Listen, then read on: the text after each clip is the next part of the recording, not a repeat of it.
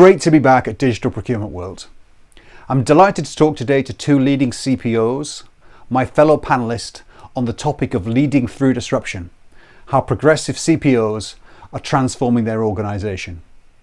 I'd like to introduce Lisa Martin, SVP, CPO and Worldwide Real Estate and Facilities at GSK, and also Ralf Peters, VP Procurement at CocaCola Euro-Pacific Partners and Chair of the Cross Enterprise Procurement Group. Lisa, please tell us a little about yourself and your role and how your company has weathered the storm of the last 18 months. Thank you, Bob, and great to be here with you today.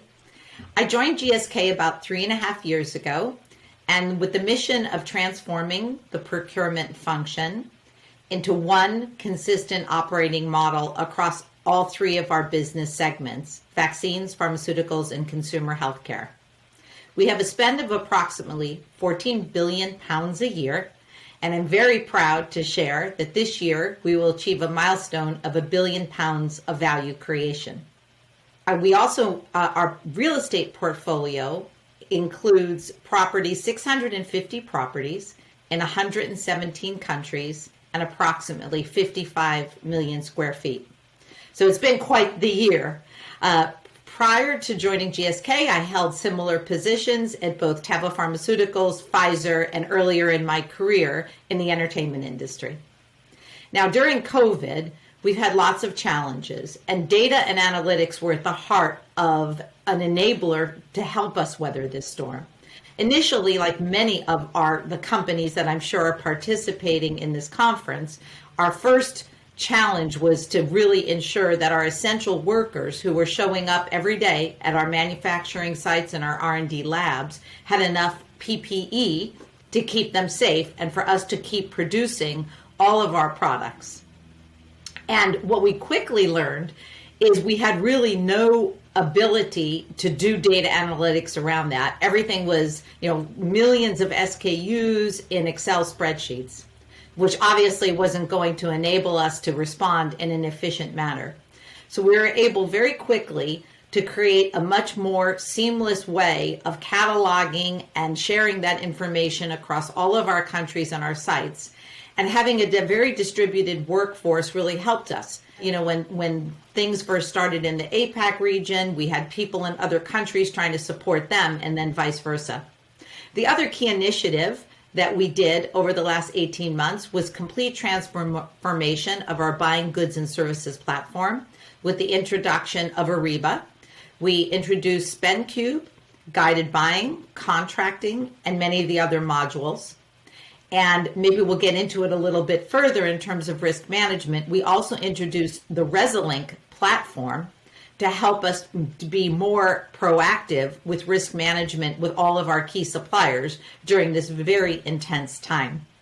So those are just a few of the data tidbits that we've been able to do over the last 18 months and weathered the storm.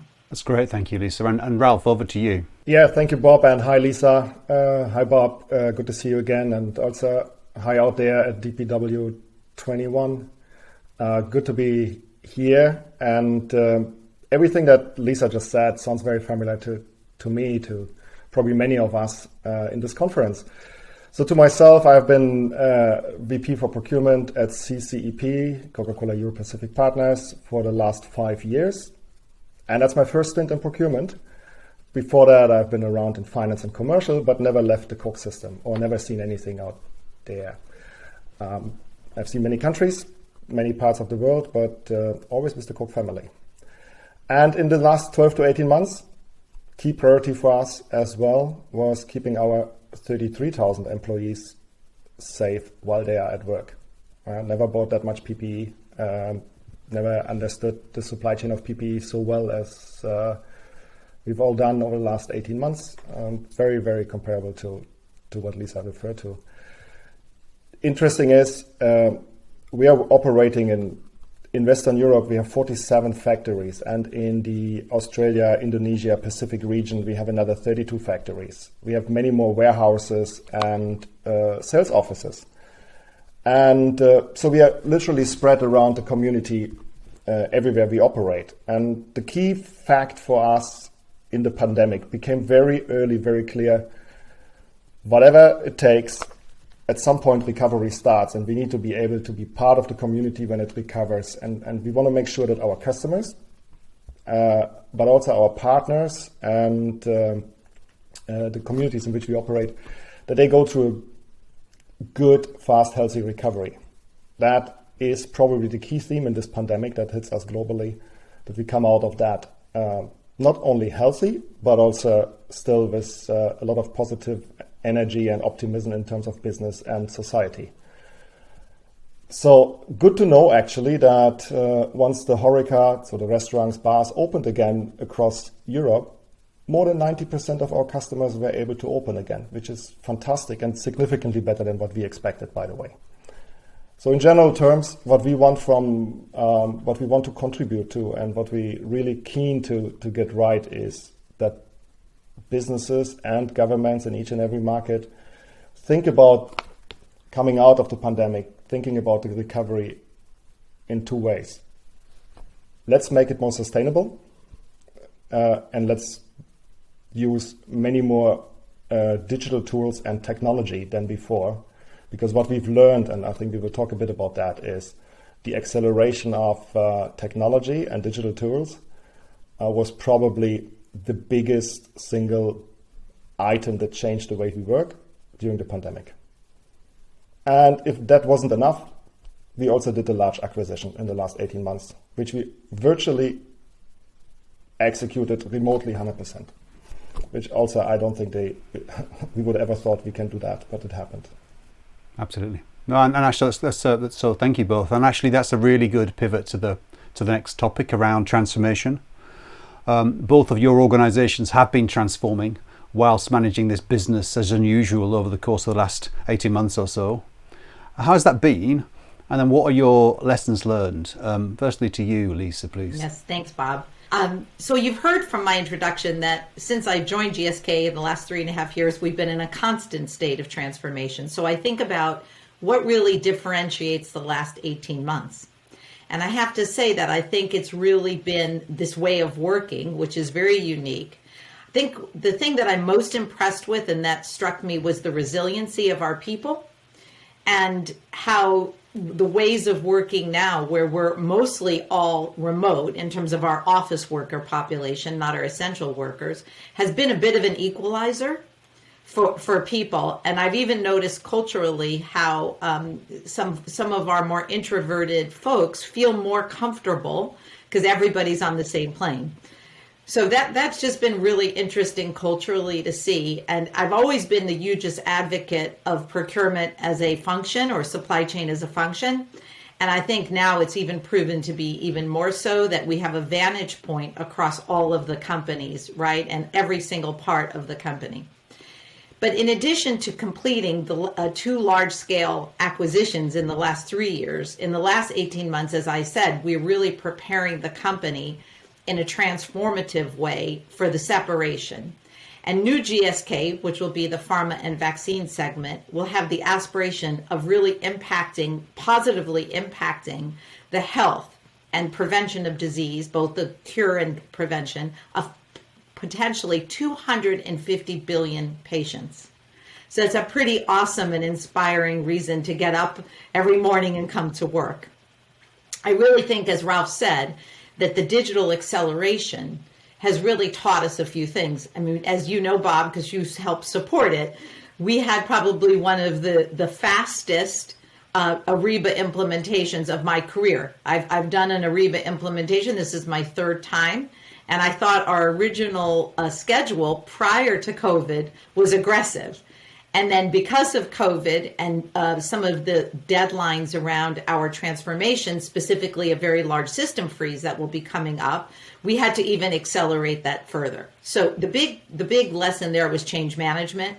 In any program like that, you can never communicate enough, never take for granted that people are really grasping what you're trying to do. And so we've continued post the actual implementation. Now we're really focusing on our channel strategies, continuing to optimize our content. That's from our perspective. From a company perspective, we're solely focused on value creation, both both bringing our cost structures down through a lot of automation, through setting up hubs and accelerating our hub structure in low-cost countries, as well as just really focusing on simplification of many of our processes. So I don't see that this acceleration is actually going to wane. I think this is the new normal, and people are just getting used to it. I think we're all lacking some personal engagement. I'm looking forward to starting to be back with my colleagues when I can be in person. Really looking forward to that, but I think the pace of change is here for good. And indeed, thank you. And how about your world of CCP, Ralf?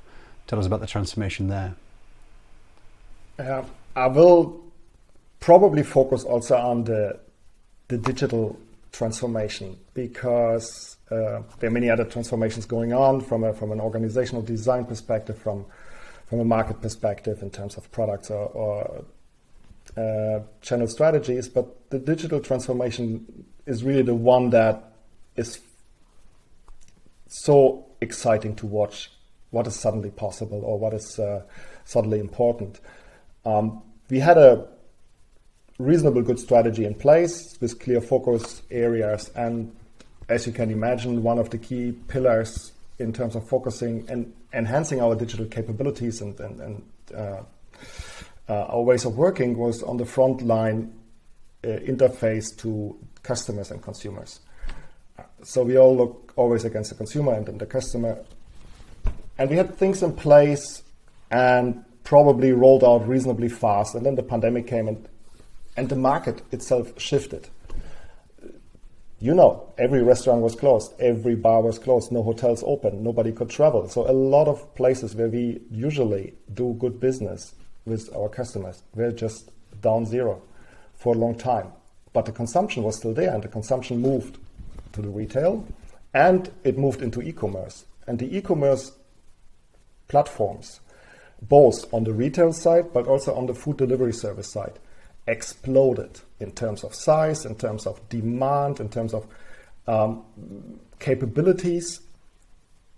And fortunately, we were ready, or we accepted the challenge to be super fast to cope with that. You learned a lot, and procurement got involved, obviously, from a perspective of enabling technologies to go live, to be tested, to scale up, and to roll out in other markets. So in a nutshell, good to see that our products are the most sold in any food delivery service out there in Europe. We are very happy with our B2B platform, something we had in place before, and seeing 150% customer usage increase, so more customers that are using that. And that turns revenue into the business of €1 billion this year, which is e-commerce business at the end of the day. It's a tremendous change. The same happens on the workplace environment. Lisa referred to everybody has to work from home, like everywhere in the world. That has changed our lives totally. And the same has happened on the supply chain side. You have a physical interaction on the supply chain because you need to produce the things that we do. But you have limited to the minimum the physical interaction in terms of supply and work, and everything else went to the cloud, or everything else went to the technology enabled systems and processes. Ariba played a big role, other things as well, but the speed of change and the scaling up, it has been fascinating.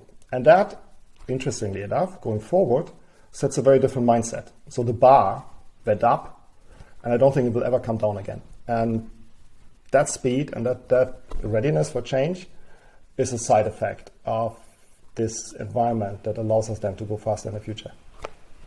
Yeah, it's been an amazing 18 months that we'll look back on, I think, and just think through how challenging it's been. And maybe that preparedness for further change prepares us for what I see as the really next big challenge, the topic of sustainability. I think there's growing importance of stakeholder value rather than shareholder value. And I'm just keen to understand what role you see procurement playing in sustainability in this journey. Perhaps first to you, Ralf, please. Stakeholder value over shareholder value, absolutely spot on in that, because it's a society topic. Absolutely. And the ESG agenda is wide. It's a lot of very important topics that need to be addressed within the environmental, the sustainability part. I think you can pick a lot of topics as well that are all very important in terms of resource usage and circular economy, etc. The one thing I believe that is top of mind and really drives also the discussion in the society generally is the carbon emission reduction itself. And procurement plays a tremendously big role in that. I explain why. So in CCP, we have set ourselves the goal to be net zero in terms of carbon emission by 2040, 10 years ahead of what the Paris Climate Agreement recommends. And that is backed up by a validated SBTi target of 30% absolute reduction of our emission by 2030 versus the 2020 standard.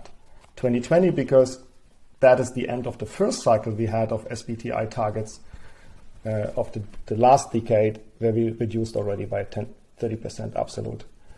So it's important to know that 93% of our carbon emission happens outside of our four walls, so with our suppliers.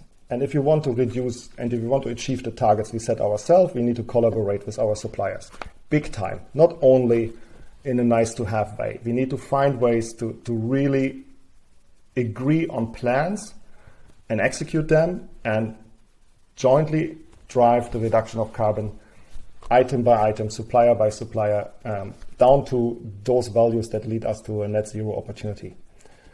And we were thinking how to do that and came up with the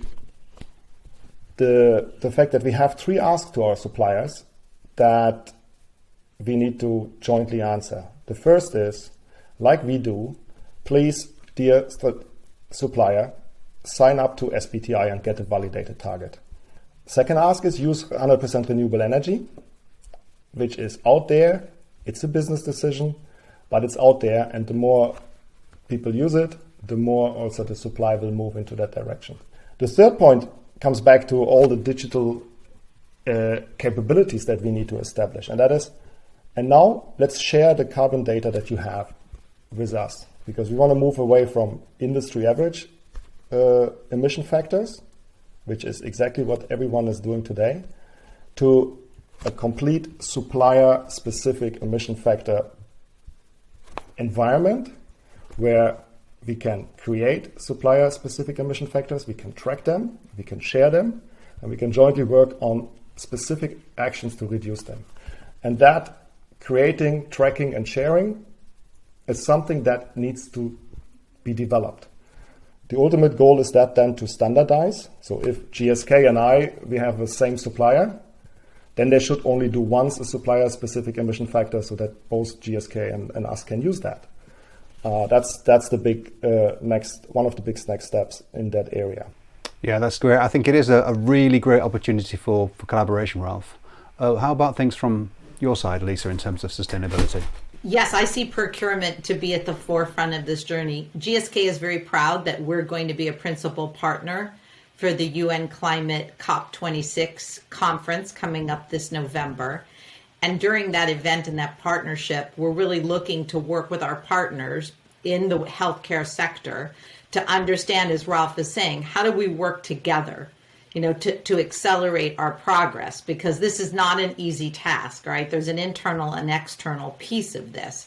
And procurement needs to be involved in both. Obviously, for Scope 3, as Ralf is talking with all our suppliers, we are doing the same thing where we've now engaged with some of our top suppliers. We're really understanding what their plans are and looking to partner in different ways because we're all in this together. I mean, the fact that there's increasing scientific evidence that demonstrates that climate change and nature loss are directly impacting the world and human health in so many ways. Extreme heat is contributing to deaths from diseases, increased spread of infectious diseases, which we've all obviously witnessed, and pollution exacerbating respiratory diseases. So across all of our segments in GSK, we have huge ways of impacting that both from the company's purpose and mission, but also from a sustainability perspective. So in November of 2020, GSK publicly announced our goals, which is net zero impact on climate by 2030 and net positive impact on nature by 2030. So quite aggressive, and we have a lot to do. We have similar targets as many other multinationals, as Ralf talked about, net zero emissions across all of our operations by 2030 and 100% renewable electricity by 2025.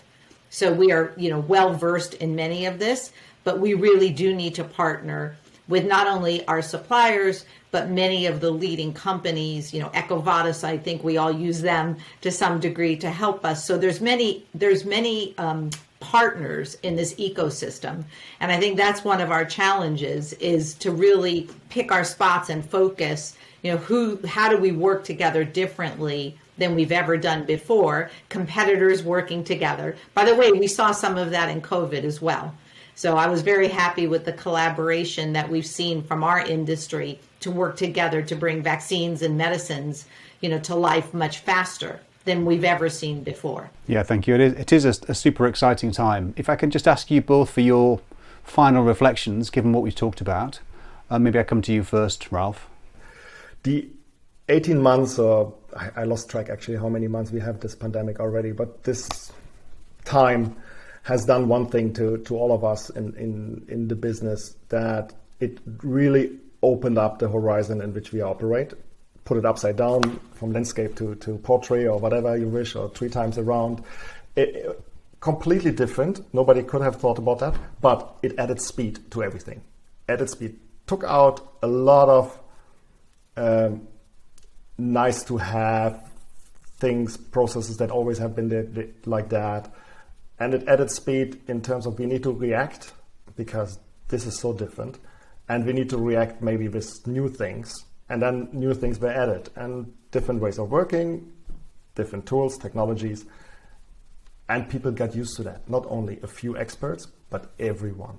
Yeah? Just again, let's think that you have every non-line operator that doesn't need to be physically at the spot, or any truck driver in our business or a sales rep. They all literally work from home. We have enabled people on all levels to do what they do in a very different way. And over to you, Lisa, for your kind of closing reflections. I think we've all had different reactions to working like this, and we've all been impacted in different ways, both from the pandemic, also just this way of working. It's just very different than anything we've ever been used to. And we're taking the opportunity to also transform the way we work. Taking the best things that we've learned from this very challenging time and making sure we're holding on to them. For me, that personally means, really listening, really making sure I'm checking in with colleagues in a different way than I always did, because everybody's going through something a little bit different and it's not always obvious. So just being a bit more attuned to that, and then holding on to the good stuff, cutting out some of the bureaucracy that we've had with decision making, making faster decisions. And for those of you in the audience who are considering a career in procurement, I thought this for my whole career. I don't think there's a better place to be. You get the full vantage point of everything that's happening in the company. You get a chance to work with every part of the business, and you really can use so many different types of skills and capabilities. And by proof of that, I will proudly share with you that I have 2 adult children, and they are both in procurement. So they followed in their mom's footsteps, and I couldn't be prouder of that and of our function, and how much we've heard about supply chain and supply management during this last 18 months. I think, we really have a great opportunity to continue to drive excellence and, just impact through everything we do every day. No, indeed. And just kind of listening to this debate, I guess my closing conclusions is that, growth and profit are important, but I think probably people and the planet are more important. So I think in procurement, we have a huge opportunity to influence that. And I look forward to catching up with people next year face to face at the event. Thank you very much, everyone. Thank you. Thank you.